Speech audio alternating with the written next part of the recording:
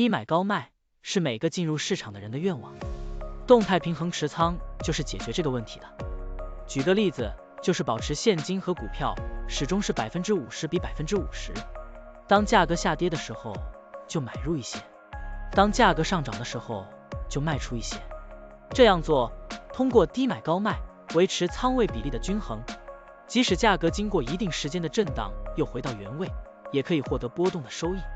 现在我们就设定一些参数，让 Stocktunning AI 帮我们生成程序，对 CleanSpark CLSK 进行回测计算。设定参数如下：检查间隔，每周五按照收盘价检查一次；价格梯度，每变化10%就启动买入或者卖出操作；运行时间从2023年1月1日到2024年4月30日；交易手续费设定为0.30%。这样设定节省了盯盘的时间和操作次数。好了，按照上面的设定，程序运行的结果是累计交易40次，期末持仓价值364666.45元，盈利264.67%。相比持仓不动，多盈利负536.83%。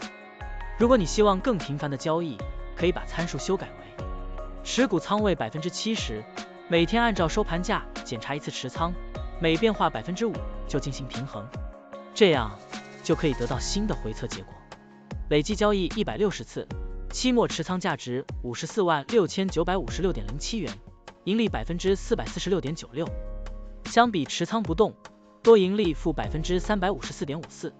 股票的波动特性不一样，盈利效果就不同，参数设定不同，盈利效果也会不同。怎样找到最优的组合呢？请评论区留言，让 Stocktunning AI 来帮助你。股票调优 AI， 利用 AI 技术赋能您的股票选择与操作。本站内容不构成对任何人的投资建议，您应当基于自己的独立判断做出决策。扫描二维码获取文字稿，欢迎点赞、评论。